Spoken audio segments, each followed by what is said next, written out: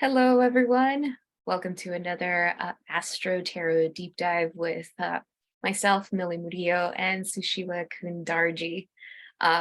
We're excited to talk about March. March is a really big month. I think we have been mentioning it in several of our forecasts, and we're finally here. Yeah. How do you feel about it, Susheela? Well, we did our February. February is a little month, and then we only put out our forecast on the 9th. So we were just here. The month is almost over. And we said that at the time, February felt like a transition month. Hmm. And it really is. Hmm. And we're moving into this, I don't want to say heavy month because I think it's just a busy month. It's a busy month energetically. And if anything, February was a heavy month. It was a Agreed. short but heavy month. And March, there's just a lot of big things happening. So Yeah, with that, agreed. March reminds me of when, as astrologers and tarotists, we were looking towards what January of 2020 was going to be. January 2020 had um, that feeling that March has, which was a lot of important aspects and transitions coming together. And so even though a lot didn't fully unfold in January of 2020, what started January of 2020, we clearly saw really unfold by March of 2020. So I want you all to kind of keep that frame of reference, because while March is a busy month, we have a lot of ingressions, significant ingressions, which means that planets are moving into a new sign. March will be the month in which that happens, and some manifestations, I think, especially in the collective, will take place. But personally, you'll definitely start noticing the energy that builds up in March really unfold April and May. So when we say that it's a big month with a lot of energy, being mindful that that whatever starts in March will unfold really through the end of May. yeah, there's um just to backtrack a bit, we had that big full moon, the Leo full moon in Mhm. on the 5th of February. And that was what I kept calling the no BS full moon. The stuff Mhm. that people suppressed or the truths that were hidden or other people's stuff was flung out in the open and we had to deal with it. And then we had the new moon and everything moved into Pisces. And then it was kind of this like almost melancholy, frustration, sadness, whatever feeling. Mhm. And we're Mhm. entering now. I think a lot of people wanted stuff to happen in February. They really wanted stuff to happen because of everything they had done. And then we got this transitional month, and then everybody just was kind of down in the dumps. Like, Yeah. and now it is happening. So we have to kind of pick ourselves up and move into this place of like, no, the universe is conducive to the stuff that we really want. And here it is. So dust yourself off and get up and get ready and go face it. That's kind of what we're entering into, what it feels like energetically. Agreed. Agreed. Um, so because March is such a big month, let's jump into it. I think that to what you said, there's so much, and I think Aries energy really saves us in Mm, terms of taking action. So we begin our readings with March 2nd. This is interesting because on the same day that Mercury enters a new sign, Mercury enters Pisces on March 2nd and remains there till March 18th. Right before it does that, it creates a conjunction to Saturn in Aquarius at the very end of Aquarius. And so Mercury and Saturn, a Mercury Saturn conjunction, to me always represents some sort of commitment. Mercury, the sign of Mercury, the planet of communication. I'm giving my word. Saturn, the planet of commitment. I'm giving my word to commit to XYZ. Whether this is a commitment to another, a commitment to yourself, signing of a contract, a lease, great day for that. And in Aquarius, it's I'm committing to the thing that I can see unfold in the future, because Aquarius always makes us think about the future. Once Mercury moves into Pisces later that day, this is about using your imagination to make that commitment something bigger. And also allowing yourself to be led by an intuition that is still grounded.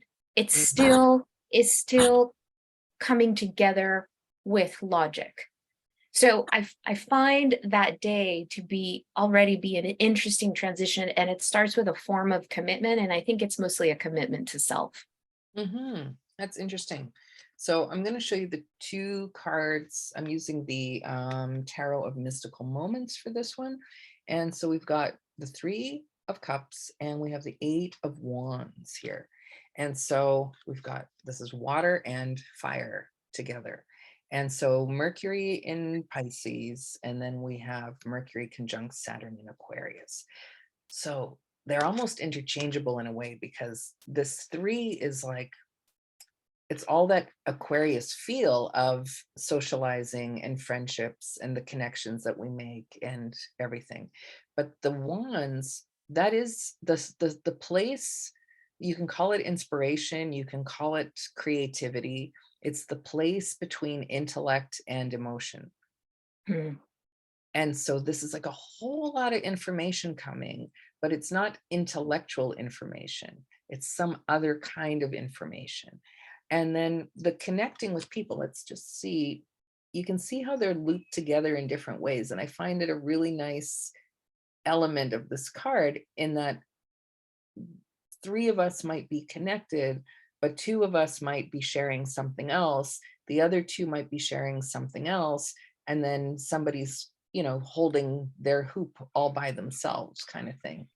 It's like, how are we affiliated? What are we going to connect to in the months ahead, in the years ahead, even, what are we linking up with, and what are we letting go of? And with this card too, with the Ace of Wands, it is a card of a bunch of stuff is getting thrown at you. What's going to stick? Don't keep everything, just keep the stuff that's going to link you to the stuff that you really need. That's what we have there.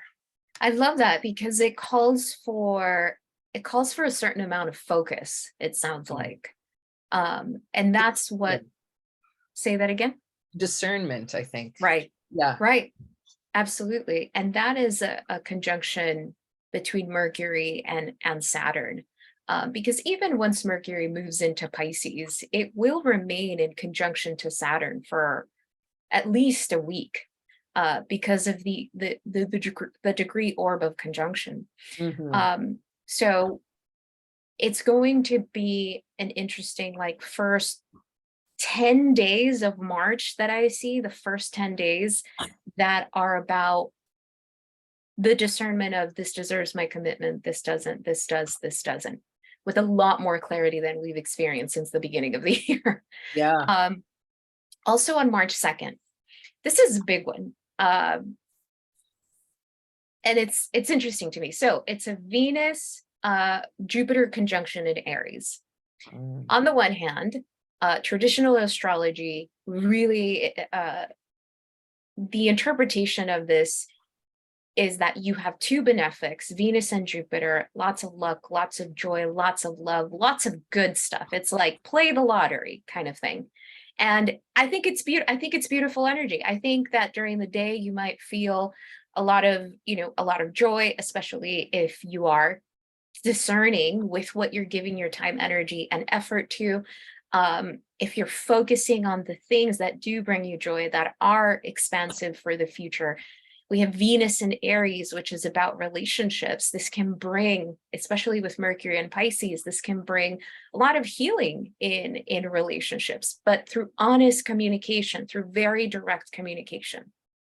On the other hand, we have to remember that Jupiter expands. I like to think of Jupiter as the magnifying glass of the zodiac, because Jupiter is great, but it doesn't come and fix things. It comes and expands what it touches. So we have Jupiter in conjunction to Venus in the sign of Aries.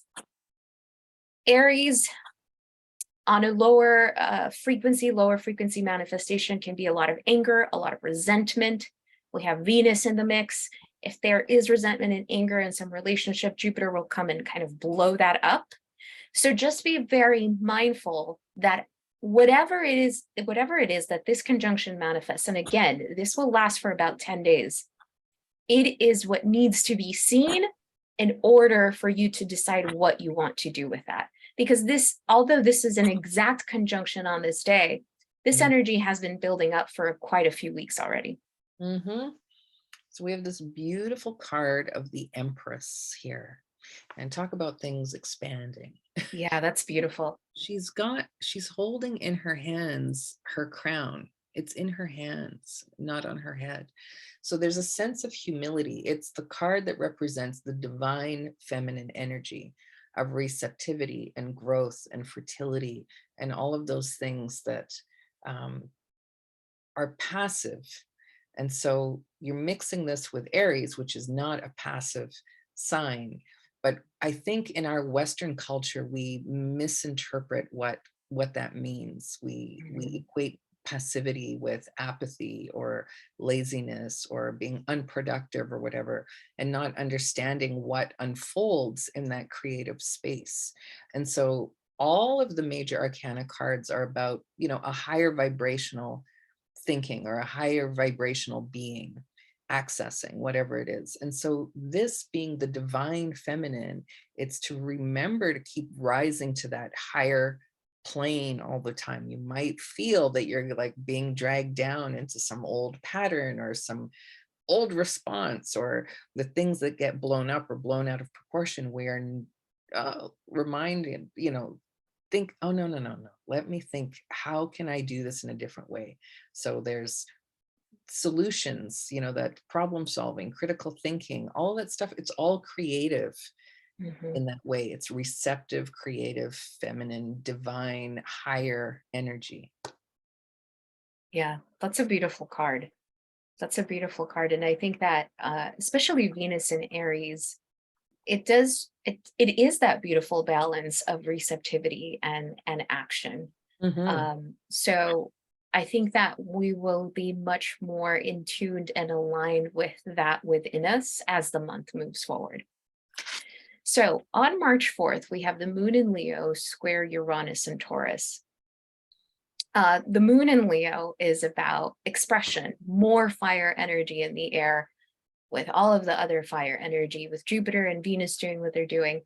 But the moon in Leo is about expression, honest expression from the heart. Moon in Leo is like wearing your heart on your sleeve and not being shy to share what's in your heart. The square to Uranus and Taurus, I put this in here because you want to be mindful of what you're saying. You want to be mindful of projection, especially because Venus, the planet of relationships, is so activated. The moon transiting the sign of Leo wants to be seen, wants to be appreciated, wants to be loved. And the square to Uranus can be, why aren't you loving me? Why aren't you seeing me? Why aren't you giving me the attention?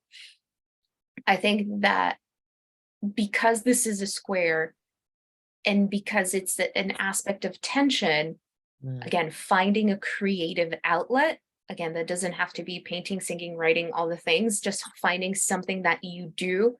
Leo is also the sign of joy. Something that brings you joy can help release a lot of that tension that may manifest. So it's interesting that we have the Justice card, because that card came out on that full moon in Leo last month. And this energy stuck around for most of February because it was about bringing things back into balance. And it's justice. So there's a karmic component to this as well. So it's where we do ABC in our actions, in our thoughts, in our intentions, and we get an answer. We get something from the universe shown back at us, and we might not like it. And it's that justice is a really cool thing when, you've done everything correctly and karma shows you very nice. You get your gold sticker. But justice works in the exact same way when you do things in a negative sense. It says, oh, you did that, that, and that. Well, here you go. Here's your lump of Mhm. coal, or your, flaming bag of dog poop on your front porch, depending what it is that you've done. And so it's interesting to me that this card came out where we have Leo now in this other. So it's just remember, you haven't balanced things out forever, because that would be boring. It's like, now you have new information, there's new vibrations. How do you bring things back into balance again? Mhm. Mhm. I love that. On March 6th, we have the Sun in Pisces sextile Uranus in Taurus. I love this because, again, we have that combo of Pisces and Taurus, water and earth. And that I love to think of that as it giving us fertile ground for something to grow, or giving us mud to that we drag our feet through. It's really up to us, especially with a sextile, because even though a sextile is known as a positive aspect or a softer aspect, um, ultimately it's up to us how we use the energy at our disposal. So, Sun in Pisces, ending of cycles. I think that Sun in Pisces can definitely be creative, but I think that the focus, especially as we get towards mid-March, is more of ending of cycles, closing of chapters, tying up loose ends. And the sextile to Uranus and Taurus is this feeling of, when I close that cycle, I am liberated to be grounded on a new foundation. I am liberated to build something else. Uranus and Taurus. I love this. I think it's great. I think it's great energy. It's the beginning of the week. So to set the intention to finish, as simple as finishing your tasks, or as serious as saying, I'm going to have certain conversations this week. Hmm.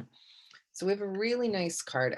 Of course, like Pisces and Taurus combo, because I feel like a Pisces Taurus combo myself. Yeah. Love hummingbirds. So we have the Six of Wands. So again, it's this creative energy, and it's sixes also in the tarot are typically positive. They're also about balance, and it's it's a card that represents victory and being in charge of something, being able to actually um, you receive you receive the applause if you do the work, kind of thing. So Mhm. it's not about everything becoming suddenly easy Mhm. necessarily. It's about making you take that effort, you put in the effort, and suddenly the situation becomes smoother.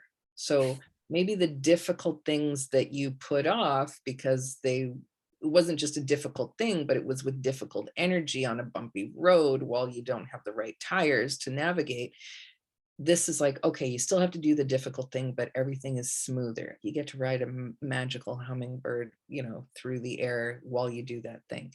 So whatever it is that you wanted to do or create or manifest, it should be victorious if you do things in the correct manner, basically. Yes. That I love that because that takes us into March 7th, and it's the perfect segue. March 7th is a big day. Um, we have two big aspects happening at the time. One is Saturn enters Pisces. So Saturn finally leaves the sign of Aquarius, a sign it's been in since December 2020. And it enters Pisces, a sign it remains in till February 2025. Mm. On the same day, we have a full moon in Virgo. So I like to think of Saturn and Pisces as this beautiful combination of giving structure to our dreams. Saturn represents structure, discipline, commitment, uh, putting off short term gratification for long term gratification. Pisces is believing it before you see it, getting in touch with spirit, getting in touch with creativity, acting and doing from an inspired and aligned place. Saturn and Pisces, I think, is going to bring endings to things that no longer have a solid foundation in our lives, but to allow us to create foundation for something new. The full moon in Virgo happening on the same day, I really love, because I think that Virgo immediately brings in that punch of reality, practicality, discernment.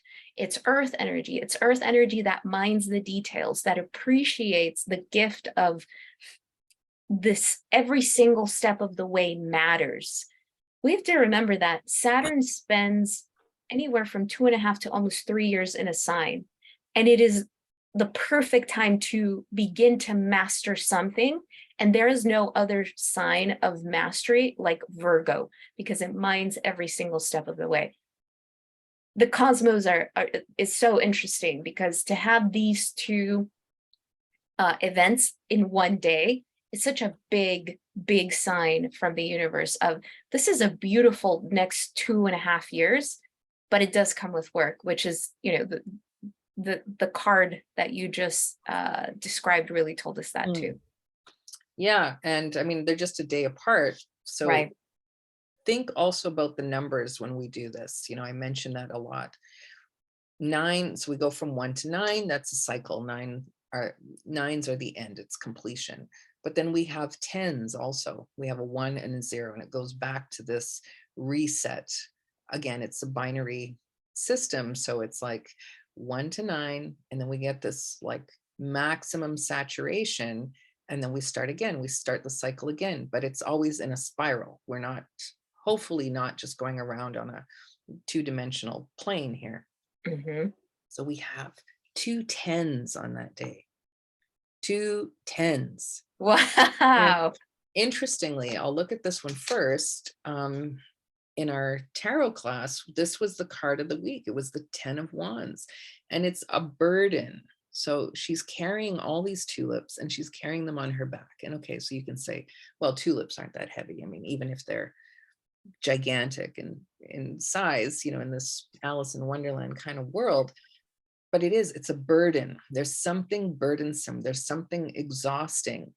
It doesn't mean it's not worth it, but there's this big task, and it's like reaching completion. It's like just going to keep piling them up on there with full awareness of what it is you're doing. And this isn't like the downside of this is like ignoring the pain, ignoring the suffering, ignoring the abuse, or whatever it is, and just piling it on there until you're just stifled or crippled with it. Mm-hmm. This is like, yes, some burdens are important. Some things you do have to carry until it's time to put them down and let them go. And then same day, we have the 10 of Cups. So almost completely opposite energy in a way. It is that happily ever after little magical card. And we don't, a lot of our readings, we're not focused on love or romance or relationships so much, but cups are all the things that feed you and nurture you and like fulfill you in your heart. And so the 10 of Cups is that maximum potential. It's not that you're going to arrive there on that day, but that feeling of like, this is finally attainable is there. So whatever it is, it's like you begin to find the job of your dreams, or the career path, or the perfect place to live, or the partner, or the ability to find the partner or relate to somebody or whatever, solve the problem. That's what that energy is. So it's really neat that you get these 2 10s reaching their maximum saturation point, entering into this new phase with very far-reaching implications. Same day. Yeah. It's amazing that came out together. It is. And I love that you said that they're almost opposite energies, because Pisces and Virgo are opposite of one another. And so oppositions aren't bad. They are a calling to find, you know, a happy medium, to find some balance in between these two things. So wow, I I was really surprised to see that. It's a big day. So again, this isn't about something crazy is going to happen, although we have a full moon on that day. full moons tend to be days of certain manifestations, depending on where this is on your chart. But it is energy that is not just of that day. Pay attention to that week. Pay attention to the following week. Anything that calls, again, for something to be built over a long period of time. It's time that we really pay a lot of attention to that and give more value to, again, long-term gratification over short-term gratification, because it will pay off. It will absolutely pay off. Okay. On March 9th, I put this in here because it's an insight. It's foreshadowing something. And that is Venus and Aries. Wait, where am I? No, Moon in Libra, opposite Jupiter and Aries. Libra, the Aries-Libra axis of the zodiac is the relationship axis of the zodiac. We want to pay attention to this. The Moon in Libra feels emotionally nurtured, Moon, by relating. The opposition to Jupiter and Aries. Remember, Jupiter is a magnifying glass. It amplifies what's there. What is happening in relationships? I put this in here again. It foreshadows a lot of, once we get into Aries season, once we begin to have those lunar events in Aries, the eclipses in Aries that we will talk about as we go on with our forecasts. But pay attention to this day in particular, what's coming up around relationships, whether it's thoughts, conversations, situationships, important decisions in your relationships. I think it's an important day.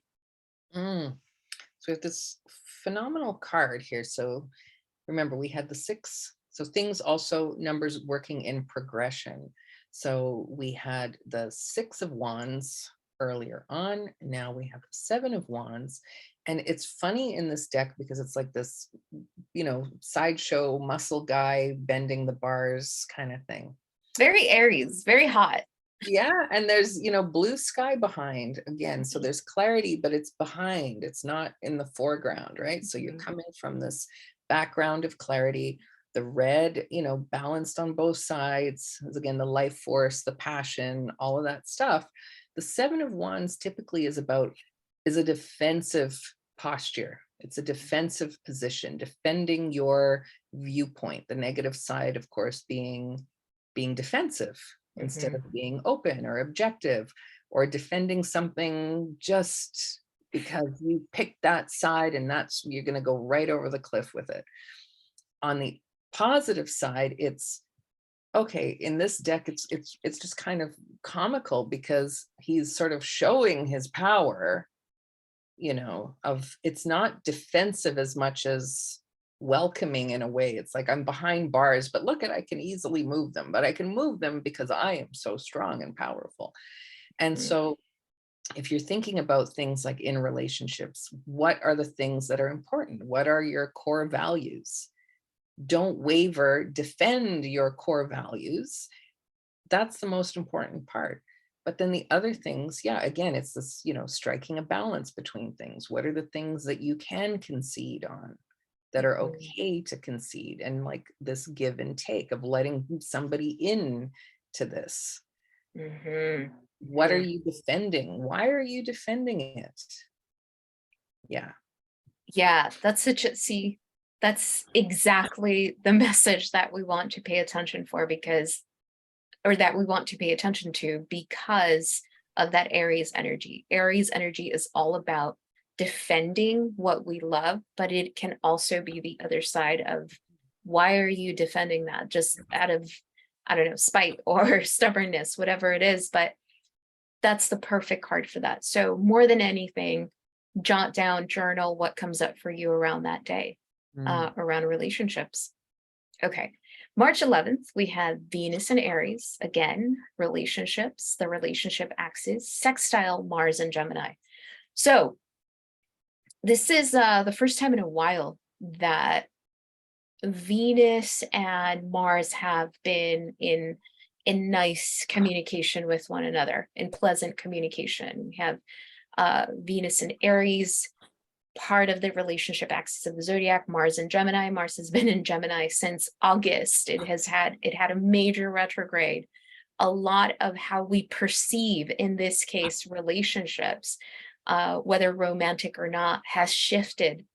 And so Venus sextiling Mars on this day, it's kind of like a check-in. So it's interesting that we had the thing of the day before, and Mars, Venus sextile Mars on March 11th is a check-in, especially with that Gemini. So keep it light, keep the conversations direct, keep them light, almost remove emotion and try to look at things for what they are. It doesn't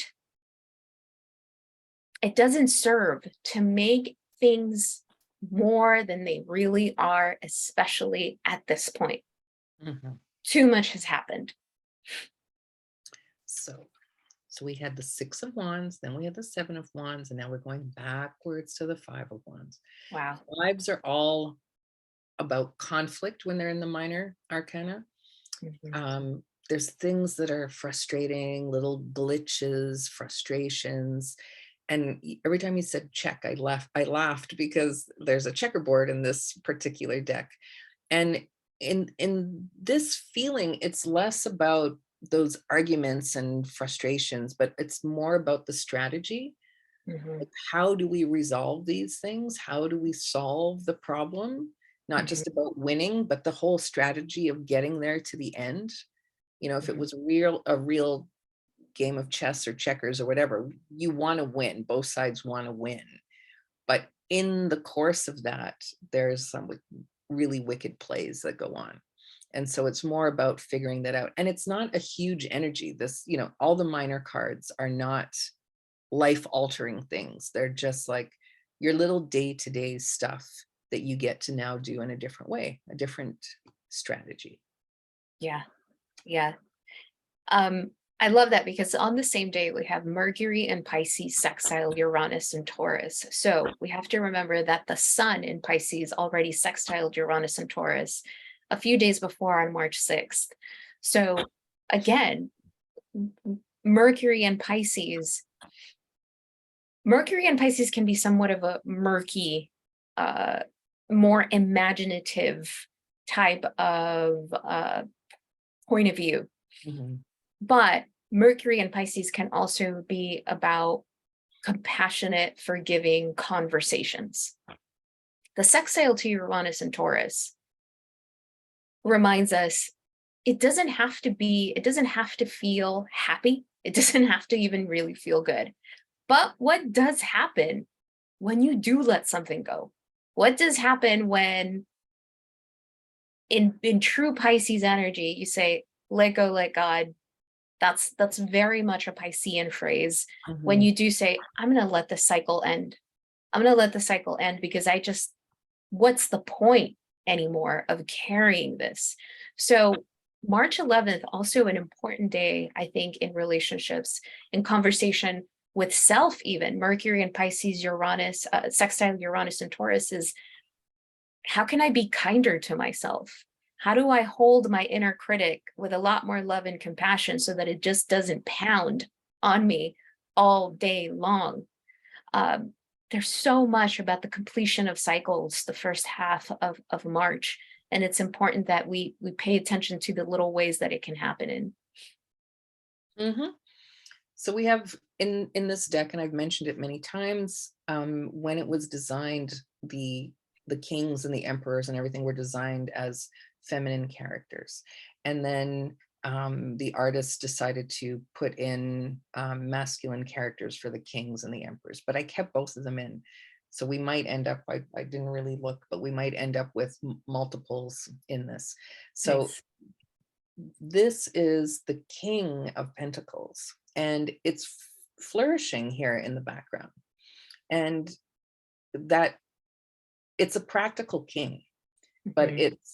it's not practical in a boring way. It's not practical in an unnurturing way. It's like rise above all the stuff.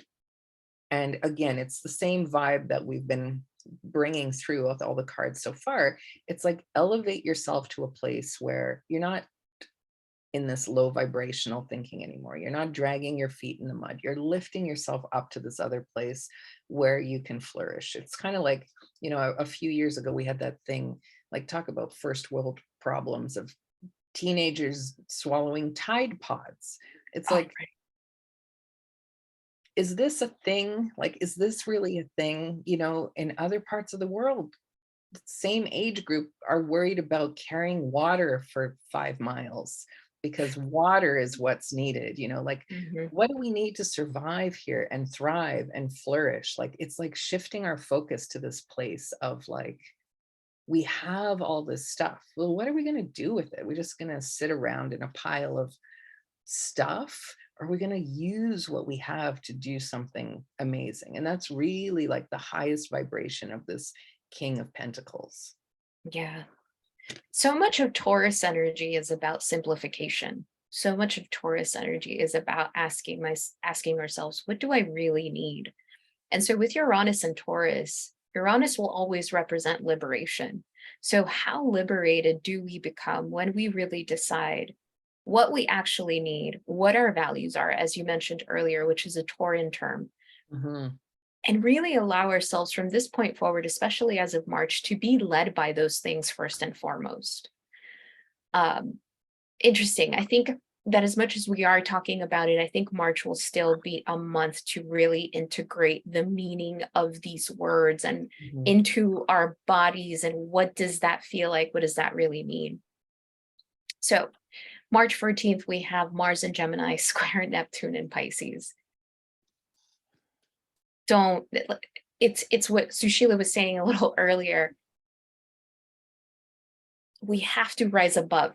We have to, at this point, we know enough, we have the tools, we have the resources, we have to rise above. So before we started recording, I was sharing with Susheela that I have noticed how here in LA, it's been raining, it's been gloomy, it's been cold, and it affects me. And throughout the winter, I have felt really sad at times, like really low lows.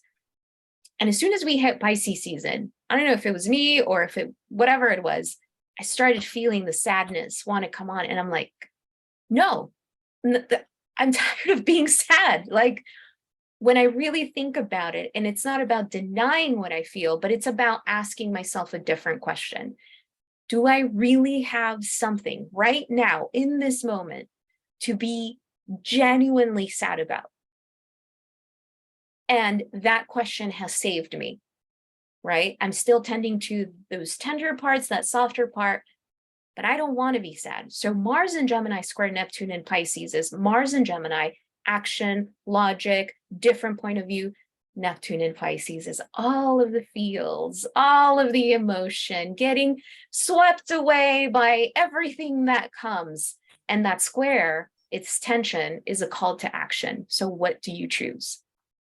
You're going to be blown away by the card that we have. I'm going to explain it before I even show it to you. Okay. So, sword, we had a lot of wands and we've had cups and we've had discs, but swords are about thinking and they're about intellect. They're in that space. They're very much that Mercury, air sign kind of stuff. We have the Three of Swords. Wow. We have this intellectual analysis embedding itself in our heart. Hmm. This wound, this woe is me, everything sucks, sorrow, grief, whatever. And there may be things to genuinely feel like that, but Right. it's what do you do with it after? Yes, this is the reality. But instead of just sitting there, you know, poking those swords in over and over again, okay, what do we do? And then there's the stuff that it isn't real. It's just thoughts that we're putting back in there. And yeah, I mean, there's nothing else to add. This guy pretty much says it all. And it's a rose. So there is something that can bloom from this, you know. Hmm. Hmm. But yeah, what are we doing? Are we overthinking stuff? Are we overthinking about the old wounds? Are we overthinking about the sadness and whatever? And like you say, you acknowledge it for sure, acknowledge your feelings, but then find a way to move past it for a change. All of this early part of the year anyway, there's a lot of this letting go of stuff and reframing things in a way that's like not denying, but Right. in a more useful way moving forward. Yeah. Gemini is about the shift in perception, the shift in point of view. And it's not that external circumstances, I mean, they can make that happen, but are we always going to be waiting for something to happen for us to shift our point of view, to Yeah. shift our outlook? And so we want to be mindful, because Gemini is also the sign of communication. And in the square to Neptune in Pisces, if we are not clear, if we get swept away by that tsunami of Neptune in Pisces, and we want to communicate with others, where do you think that communication is going to come from? Especially when the previous days have all been about relationship. Mm-hmm. So interesting stuff that we're navigating. Okay, March 15th, more of that Pisces energy. Sun, Neptune conjunction, and Pisces. Look, again, it's more of the same. On the one hand, Sun, Neptune conjunction, especially in Pisces, beautiful energy for meditation, yoga, sound baths, meeting with your therapist, meeting with your coach, anything that is that you may consider spiritual in nature, that connects you with spirit, that connects you to your soul. Beautiful energy for all of that. Creativity, getting lost in your creativity in a really positive way. On the other hand, Sun Neptune conjunction in Pisces is not just dissociation in a cognitive level, but Pisces in the zodiac has a lot to do with substances that disconnect you. This sense of disconnection, if you want to disconnect from this 3D world, how are you doing it? And are you getting swept away, or are you meeting the universe halfway through intentional action? Well, we have a major for this one because it is a major energy. It's the Chariot, which is, there's a lot of interesting symbolism in here that is typically not in other decks. So usually what you see, there'll be a lot of dualism. So dark and light, day and night, fast and slow, that kind of thing. In this deck, there's a lot of gold and green energy. And so that gold is that divine part, that spiritual part, that higher consciousness part. The fact that we've got this slug or snail, they're deceptively fast. If you ever like leave your house and there's a snail somewhere and you go away for a couple of hours and you come back and the thing is like, it's like so far away and it's like kind of like, wow, it looked like it wasn't moving. Huh. And then we've got this, Fibonacci thing here, which is, sacred geometry. So it goes back to this higher consciousness, higher purpose, higher raising yourself up to a higher way of being. But what's interesting just generally about the Chariot is that you cannot make things more or less than what they're meant to be. You cannot make things faster or slower in that big picture place. In that 5D, you've got stuff to do. You came here to do certain things, and they will unfold as they are meant to unfold. This card showing up is that reminder that things will unfold as they are meant to unfold in the right time, in the right place, in the perfect way. And the more you resist that and try and force things in a certain time, place, person, fashion, whatever, the harder it's going to be. So if you want to ride this magical slug, your destiny, you have to kind of let it do its thing. Yeah, that's a perfect card for that Pisces Neptune energy, because it can feel slow. It can feel like nothing is happening and we're just stuck in this space. I feel those days every year when we have a Sun Neptune conjunction. It's like, if I forget and I put a lot of things on my calendar, I'm so depleted by the end of the day, because the energy is just off for that. So that Sun Neptune conjunction in Pisces, Neptune rules Pisces, the let go, let things happen, but still be present. Be as present as possible. Otherwise, there will be this feeling of being swept away. Okay, so March 16th is an interesting day. There's a lot happening in one day, which I feel and hope that kind of counters all of this Pisces energy of that whole week of the 13th that can just have us just really just dragging. So I'll just go through the aspects and list them all. So first aspect, Venus in Aries square Pluto in Capricorn at 29 degrees. Then on the same day, Venus enters Taurus till April 11th, which is actually a beautiful, beautiful placement because Venus rules Taurus. Then we have Mercury conjunct Neptune, which the sun did on the 15th. And then we have the sun in Pisces square Mars in Gemini. Okay. Venus in Aries square Pluto and Capricorn at 29 degrees. Venus in Aries, the concept, the element of the self, of the I. Who am I in relationship? 29 degrees, square Pluto in Capricorn, 29 degrees. The 29th degree of the zodiac is important. Again, another hint at ending things. Venus in Aries, this is who I am in relationships to Pluto in Capricorn. If this isn't how I'm able to show up in relationship or how someone shows up in a relationship for me, then chances are it's not meant to be. We want to be mindful that with Pluto, the connection with Pluto and Venus, it tends to manifest in a lot of power struggles, power dynamics, manipulation. So if we have all of that Pisces energy in the air all week long, and we have this potential of manipulation and all of that power struggles, just be mindful. Be mindful that you're not falling into that. Because Venus enters Taurus shortly thereafter. And Venus in Taurus is a beautiful expression of, no, I'm worth too much. I value myself too much to play these games.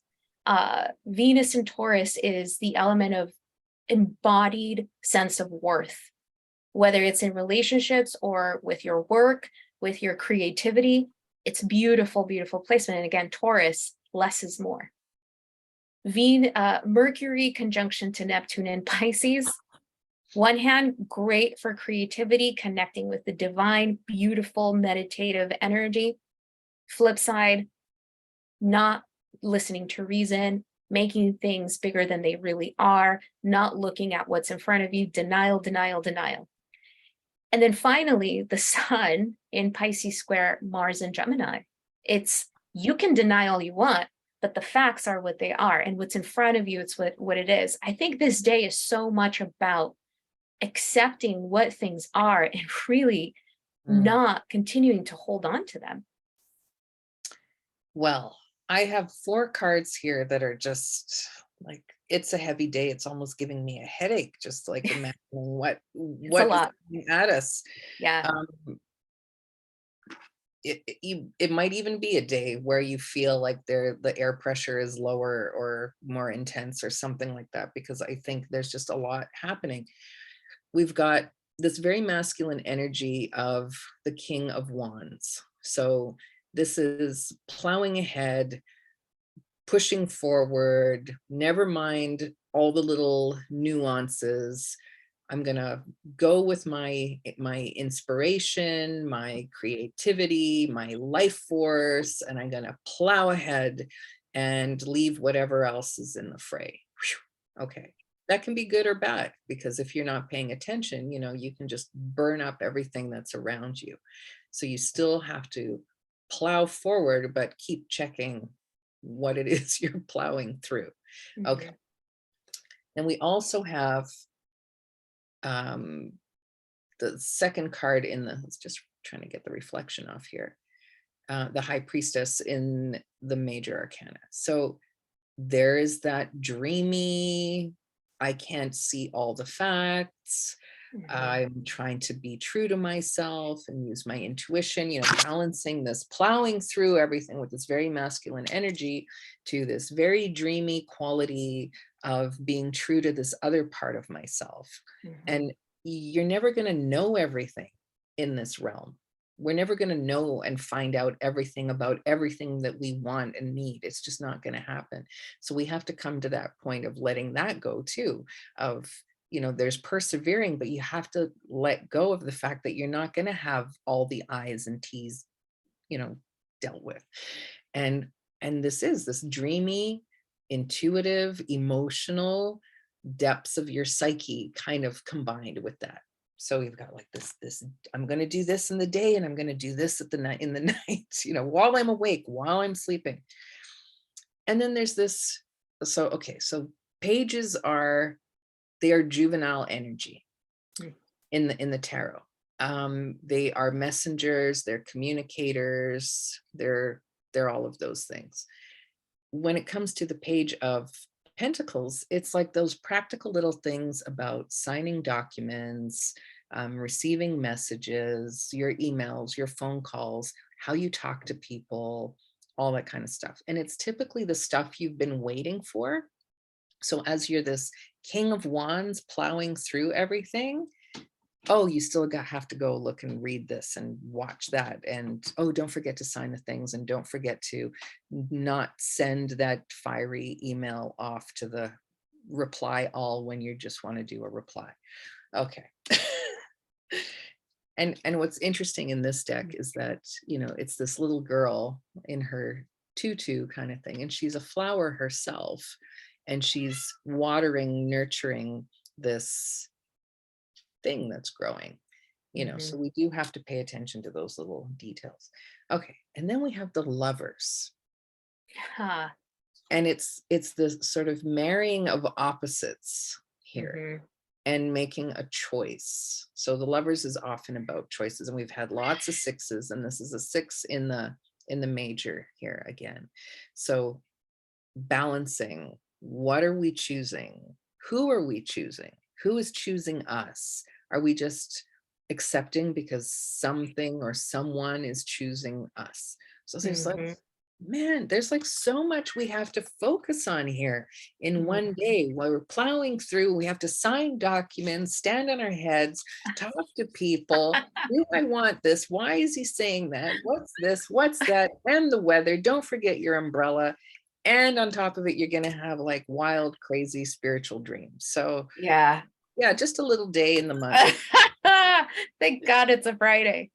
I really appreciate you brought in the topic of signing documents. Look, that week of the 13th, so much Pisces Neptune energy squaring Gemini.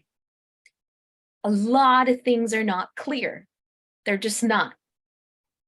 It's almost like a Mercury retrograde on steroids. Yes. Neptune in Pisces represents that. Things, there's a veil and it's not lifting just yet. I promise you it will. And I understand that, you know, the world works in its own time. If you have to agree to things, sign things that week, please prepare yourself ahead of time, that you read the contract, that you've done all the research, that you have someone else that you trust read what you're signing, what you're agreeing to. That's a very Neptunian week. And there's a lot that we're juggling internally and potentially externally. Just be mindful, because on March 17th, we have Mercury in Pisces square Mars in Gemini. Mercury is in Pisces. Mercury rules Gemini, where Mars is Pisces, water, Gemini, air. This is a not seeing eye to eye, and not because of anything bad, but simply there's a bridge to gap still. And like the snail that we saw a few cards ago, we need to be patient with that. So we bring our focus to us. We bring our focus to our grounding. We discern, remember discernment, what really matters and what we can work on, control, whatever brings us a sense of grounding. Do you want to do all the aspects for that? Oh, right. Oh Yeah. my God. Yeah. Okay. So my cards kind of all that's so true. together. So also March 17th. So Mars in Pisces square Mars in Mercury in Pisces square Mars in Gemini. The Sun and Mercury conjunct in Pisces, which is known as why is that escaping me now? Okay, it'll come back to me. And then we have Venus and Taurus sextile Saturn in Pisces. So Sun, Mercury conjunction, new cycle, superior conjunction. That's what it was. Mm. When Mercury was retrograde in Capricorn 2 signs ago, late December, early January, it came together with the Sun in Capricorn in an inferior conjunction while Mercury was retrograde on January 6th during the full moon in Cancer. I don't know if you remember this.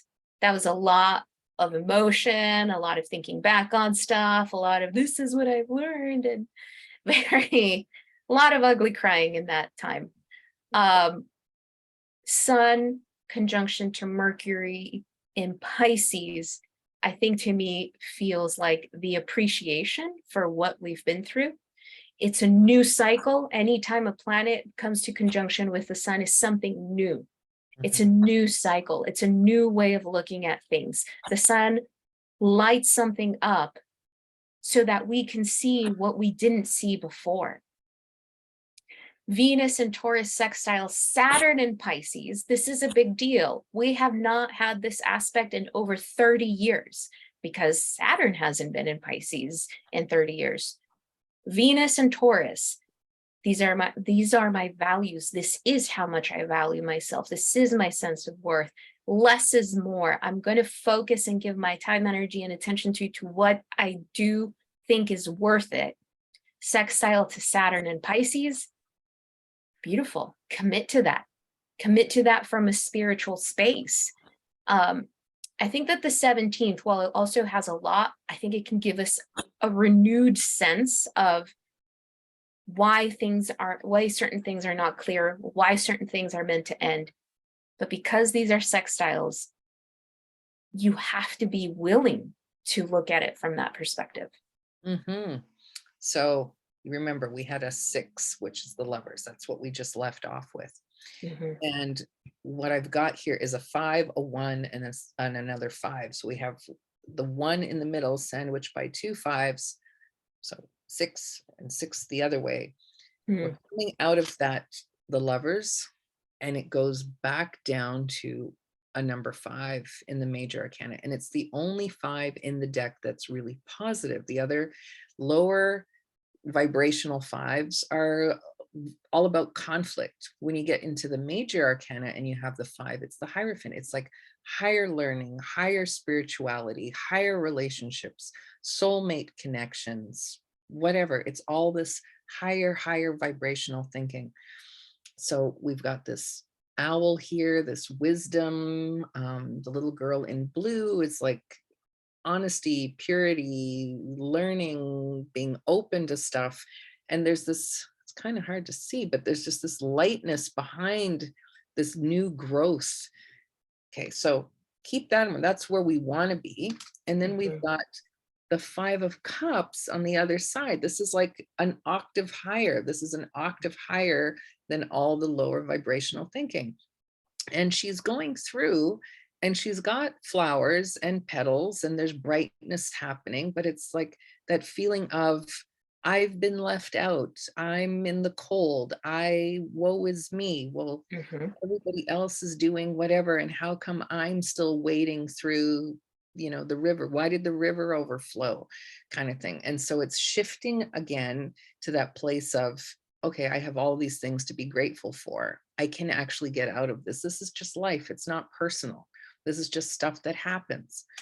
And so here's the magical part that happens right in the middle of that is the Magician.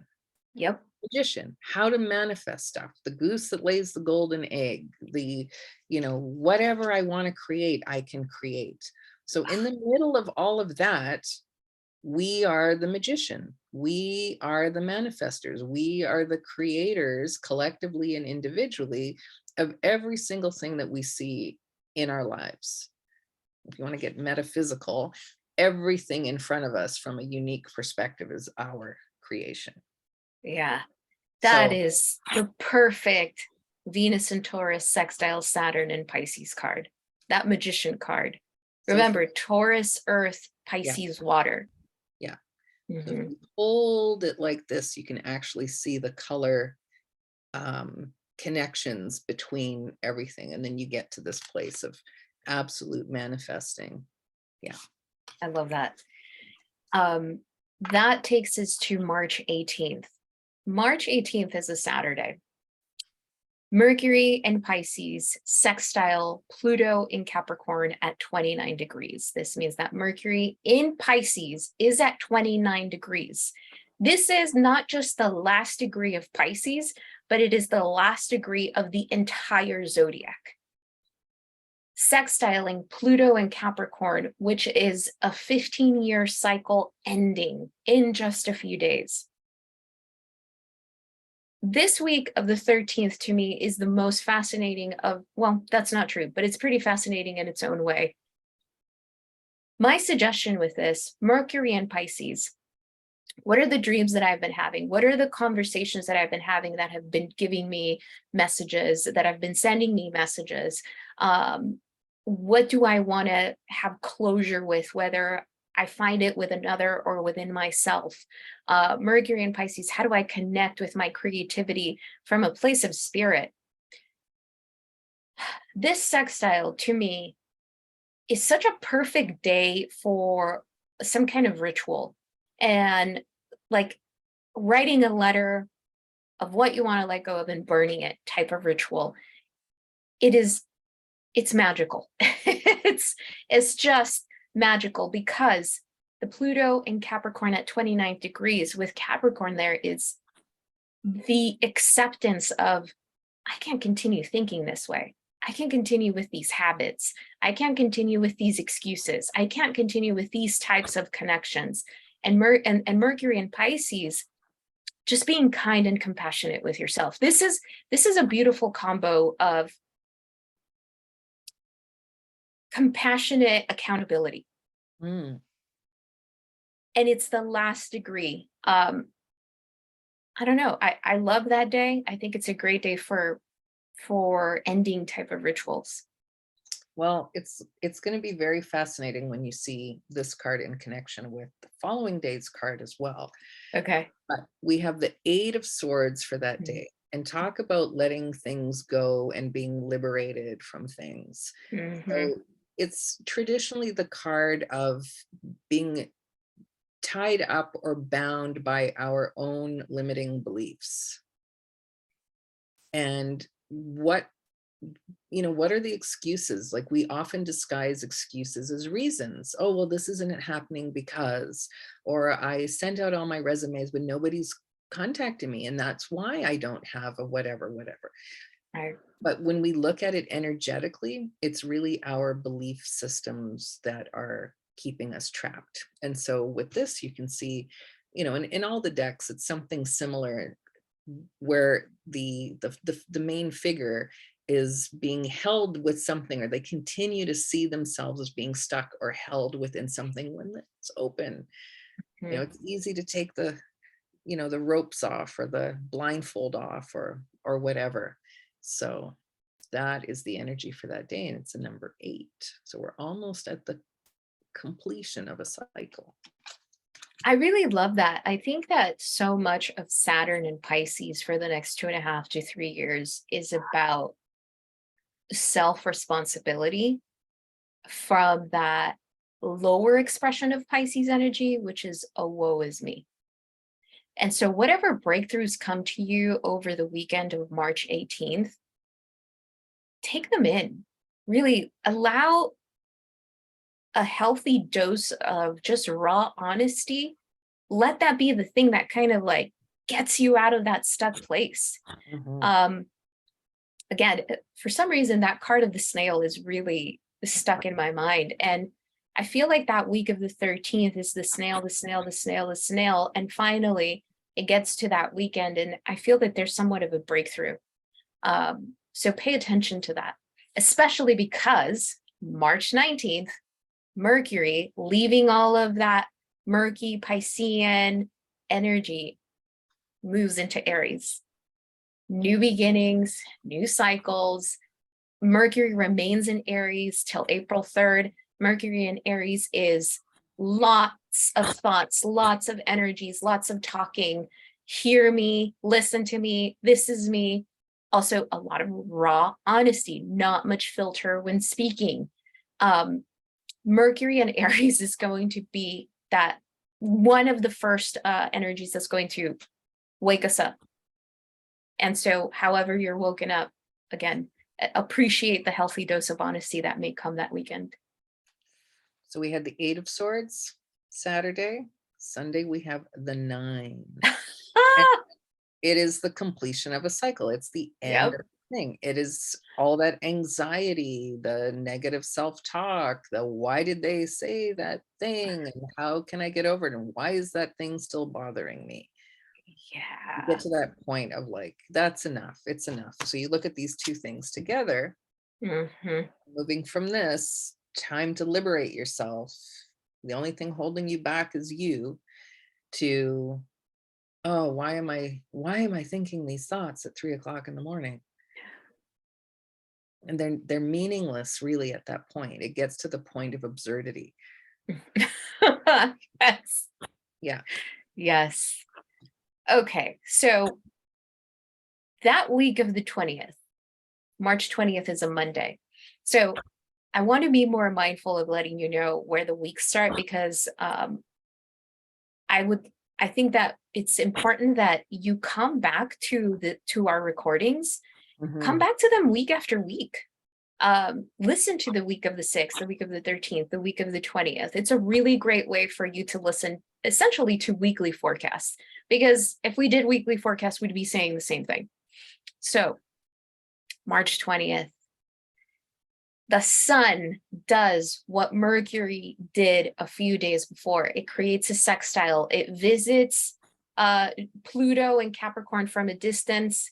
Goodbye, old friend. I don't think I'll see you ever again, because Pluto moves into Capricorn later on in the month. Again, the sun, 29 degrees Pisces, not just the last degree of Pisces, but the last degree of the zodiac. A significant ending, a significant transformative ending. Pluto, a significant transformative ending of our ego, of our identity, of our vitality, the sun in Pisces. That happens March 20th. And then on the same day, the sun moves into Aries, beginning a new cycle, a new astrological year, a new season, which is the spring equinox. It's like, bing. That's what I feel. So it was just funny when you were saying, looking at these planets from a distance kind of thing. Yes. The Two of Wands, and she's sitting there with the whole world in her hands, looking off into the future or whatever, looking off into the distance. All the stars and planets are all out there. It's that planning phase of like, I have all the options, all the opportunities. What am I going to focus on? Let me focus on that far-reaching plan. So it's like, I use Google Maps as an analogy a lot of the time, but it is like that. You plop in the destination and you're not really sure how it's going to navigate you through, but that's where I want to go.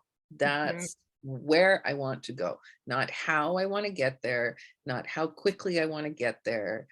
All of that stuff is just focused on. Okay. Then we have another completion card, the 9 of Cups. Wow. And it's that abundance and being satiated, having more than enough, being able to share, and whatever that is, if it's emotionally or financially or just having a dinner party, whatever it is, it's like being able to share your good fortune, being able to relax for a change. And some people might say, well, dinner parties are not relaxing. For me, when I have to organize everything, it's the spirit behind it of like opening up what we have to other people. Yes. So that would be the card for the spring equinox. I really love that, because what a beautiful card of abundance to begin something with, to begin a new cycle with. And so that Yeah. already tells us of the inherent innate abundance that we do all carry. It's just that the first 20 days of the month is a matter of moving through all the muck that keeps us from understanding that. Yeah. March 21st, we have the first new moon in Aries, because there will be two. The second one is going to be in April, but this first one, new moon in Aries at 1 degree Aries. The degrees in the zodiac matter a lot. The same way that numbers matter in tarot, the degrees matter a lot. Aries is the first sign of the zodiac, the beginning of spring, 1 degree. It's something brand new.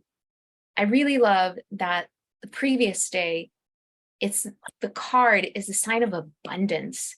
Move into this new beginning with a sense of abundance. So this week in general, great week, but great day too. Start something new, start teaching something, start learning something, launch something, announce something, anything of new beginnings, especially in Aries, which is maybe new for you. It requires a little bit of courage. It's like that nervous excitement. Beautiful day and week for that. Remember the number thing. So we had that 2 of Wands the day before, and we have the 3 of Wands. It's like things are just in this natural progression. It's so nice. That means that the energies around us are conducive to moving forward. They're Right. not pushing us backwards. The only backwards energy is this. So here she is, a step ahead. She's not just sitting there holding the world in her hand. She's becoming the environment. She's got her ship in her hand. Never mind when the ships come in. She's like ready to place the ship into the ocean. She's part of the ocean. She's part of the whatever, part of everything. So it's not just the planning of where I want to go. Now it's like, well, I'm going to pack this. I'm going to take that. I'd like to stop over there. There's a couple of other things. And I would like to experience this on my journey. And by the way, this new moon actually sets off and opens the energetic window for eclipse season. Okay. Eclipse season begins as of this, and we don't have eclipses till April and May, but we want to look at the new moon before the first eclipse as the energetic opening for that. Big things come with this equinox. So again, remember, how do you meet the universe halfway? Do you continue dragging stuff from the past, which clearly at all those 29 degrees aspects are like, no, starting anew. March 22nd, we have that new moon in Aries come to conjunction with Jupiter in Aries.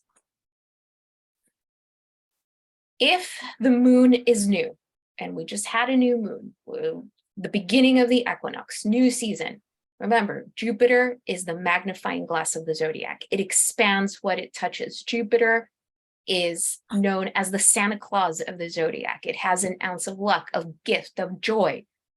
If you are in that space, Jupiter is going to be that helping hand that might come with an opportunity, with being in the right place at the right time with the right people, with someone extending some kind of help.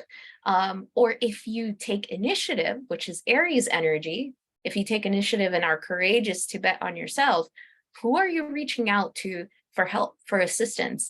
Listen, this is what I have to offer. I can't really do it on my own right now. How can you help me? I promise you, I won't let you down. There's an assurance of self that is needed to really be able to take advantage of this energy. So we have another amazing card. It's the first card in the swords, and there's a little keyhole there in this Fibonacci sequence, and we have our key. It's like luck, clarity, unlocking the way into the future, starting fresh. This is about how we think. not so much Mhm. about what we're doing. This is how we think, our intellect, our thoughts, our knowing, our understanding, our focal point, all that stuff. Very clear with that good luck, with somebody maybe just being offering you something beneficial, whether it's, maybe it's not even somebody, it's just things are beneficial at this time for you to do Yeah. that. Mhm. Everything, the energies are in alignment for you to do those things. Mhm. I love that. That's a beautiful card. Okay, March 23rd. I'm really curious to see what card came up for this. March 23rd, Pluto finally leaves the sign of Capricorn after having been there for 15 years and enters the sign of Aquarius and remains there for the next 20. So, Pluto in Aquarius, in a very small nutshell, technology, AI, community, the power of the people versus the power of the ones on top, um, transformation in the way that we communicate. We have gotten a massive glimpse of that with Saturn in Aquarius since December of Mhm. 2020. Susheela and I have never met in person, but here we are in this collaboration that we've been doing for over a year now. And I think that Pluto in Aquarius for these types of connections is going to be very favorable because we went through the entire cycle of Saturn in Aquarius. Now, I feel that we're going to see the effects of Pluto in Aquarius collectively before we see them individually. When Pluto entered Capricorn in 2008, it's when we had the massive housing crash. Mm. I don't know if that was global or if it was just in the States, but that's how it manifested.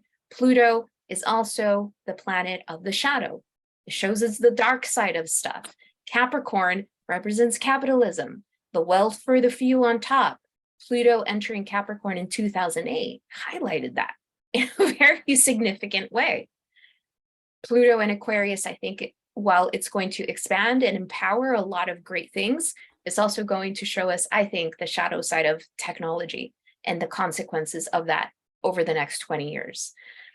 Pluto will remain at 0 degrees Aquarius till June, will retrograde back to 28, 29 degrees of Capricorn, June through beginning of January 2024, and then it will just stay in Aquarius as January 2024 and on. Well, I have a very interesting card for this one. It's typically not such a nice card when you get it. Huh. It puts Okay. you on high alert. It is Mm-hmm. the Seven of Swords. This is this is a sword. Well, this is a sword of deception. Yeah, this is a card of deception and manipulation and secrets and things not being what they seem to be. Mm-hmm. You can see that she's like a snake here with these eggs, and then there's a nest over there with tiny little eggs, and she's like coveting these eggs, but she looks like a snake even though she's all flowers, and she's got this little halo around her, and the light is behind her, so it's not all evil and it's not all gloom and doom, and sometimes Right. things that are hidden aren't bad, Right.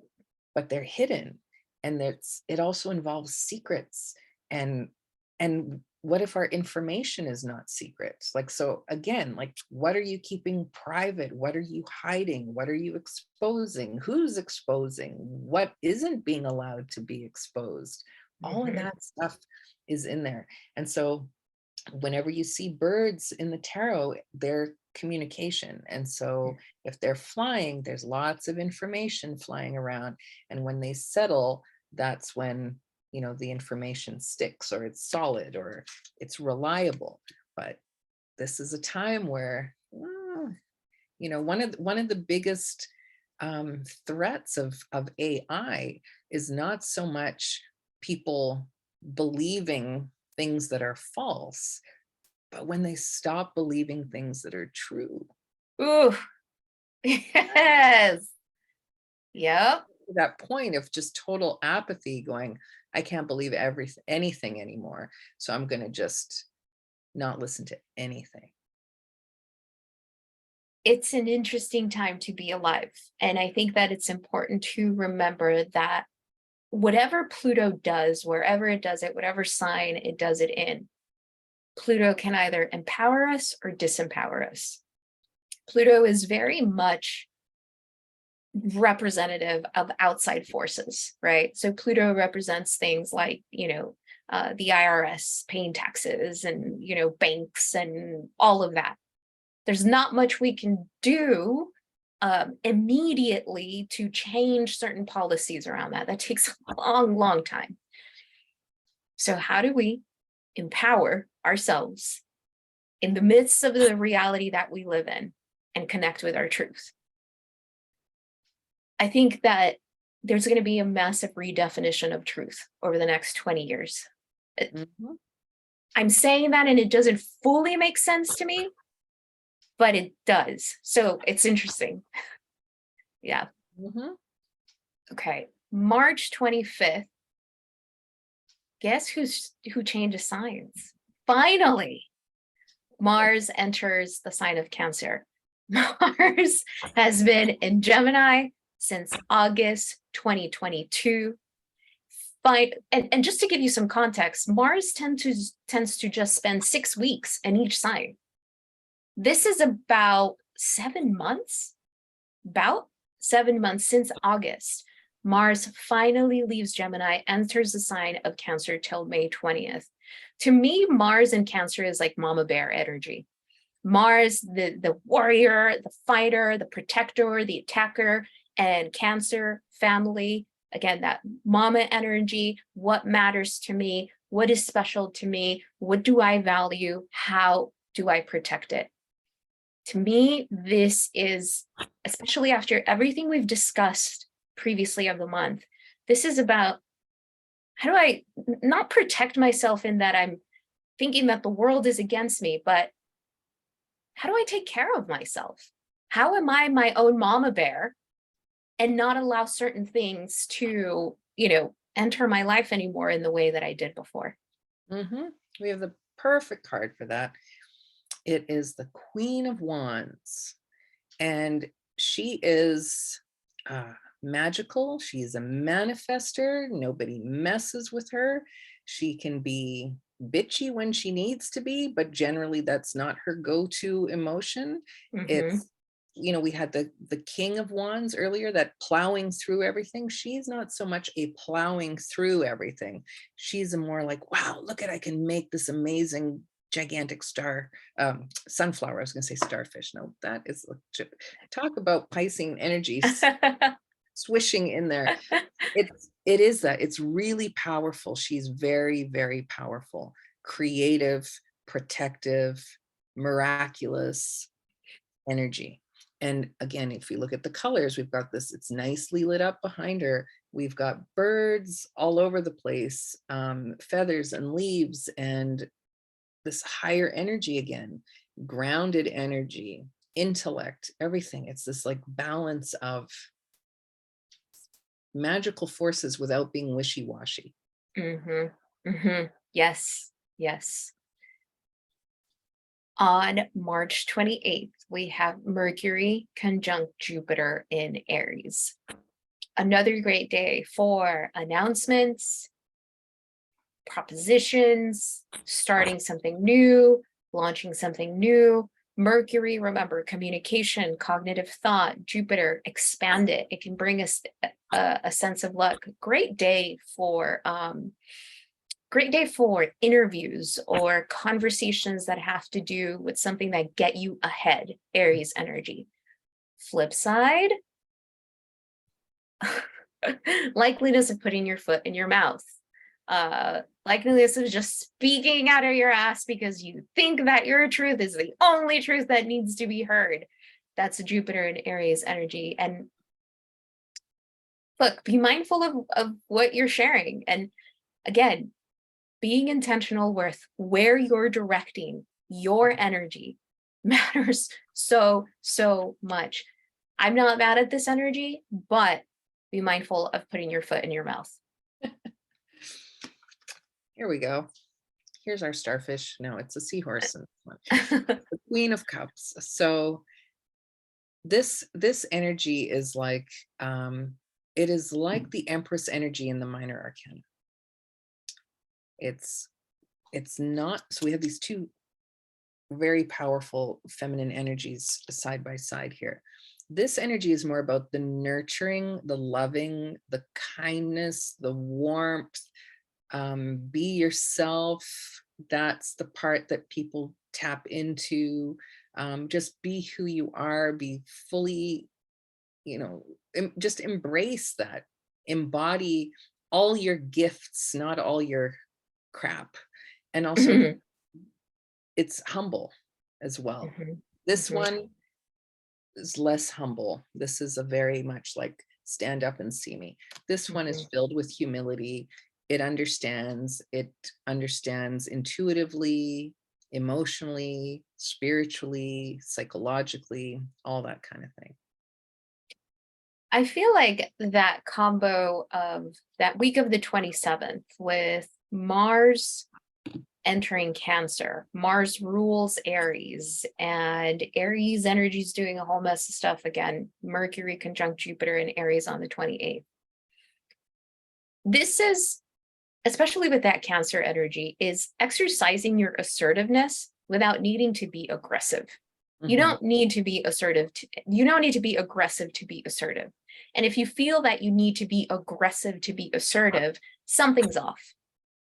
Something's off, because I think that genuine assertion comes from a space within, comes with you feeling okay with yourself and how you deliver, how you deliver what you say. So be mindful of that, because I think that as of that week of the 27th, there is a call to walk your talk. And again, not to prove anything to anyone else, but what matters to you? How do you come back to that? Finally, March 20th, Mars in Cancer creates a trine to Saturn in Pisces. This is another aspect that we have not seen in 30 years. Saturn has not been in Pisces in 30 years. Mars in Cancer, mama bear energy, protecting and being assertive with what really matters to me, with what's precious to me. The trine to Saturn in Pisces is the commitment. Mars connection to Saturn is the commitment to action towards something that really matters to you.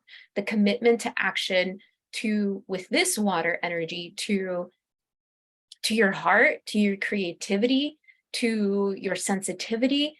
It's really interesting energy, because we have a ton of water with Cancer and Pisces, again, balanced by this Mars, Saturn, grounded, logical energy.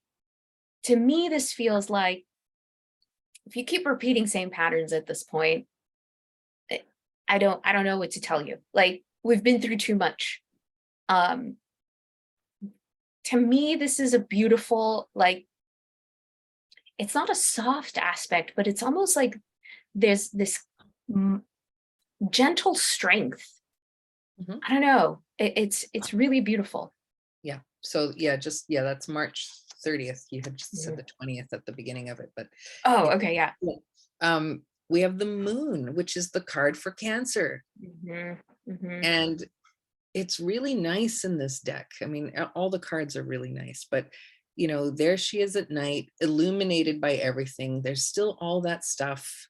Well, it's hidden. There's still those emotions and different things. And her little trusty, it almost looks like a fox, but it's a wolf howling there at the moon, but it's little, and it's not, there's nothing, again, you were talking about being aggressive and assertive.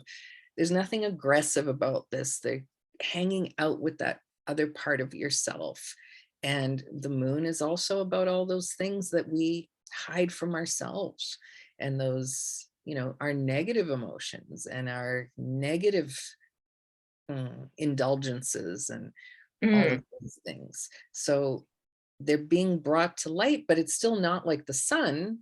But it is in this deck. It's just really nice, like, to be sort of bathing under the moonlight at the end of the month. Like, it's not I don't know, it's not an overpowering energy. It doesn't feel like a negative energy. It's just kind of like when the moon's out and you have a clear sky, you want to go look outside. It's not like nightmarish or um, difficult or hidden. You know, everything is Right. just kind of there, and it has its own magic about it. Yeah.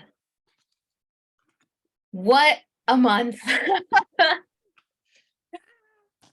What a month. It's a lot. I think that even though we get that second half, that second wave of heavy Pisces energy, I think that it does overall, because of all of the other planetary aspects, have a really beautiful balance for us to be able to say this or that.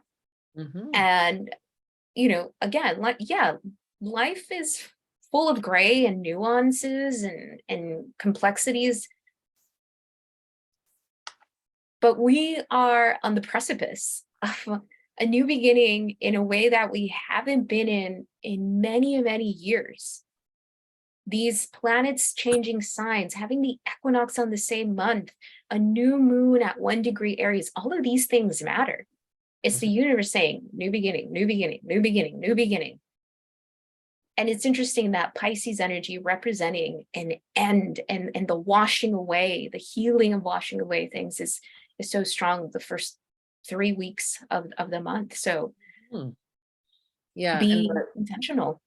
the card that's at the bottom of my deck here is another six. It's the Six of Swords, Mhm, and it's being swept away into this new phase. mhm. And you talk about we're entering this new thing, and it's a new thing, and it's a new thing, and that new thing is something that most people, unless they're like 60 plus, may Mhm. not have yet experienced Yes. as an adult, where you actually have a say in what happens and how things unfold.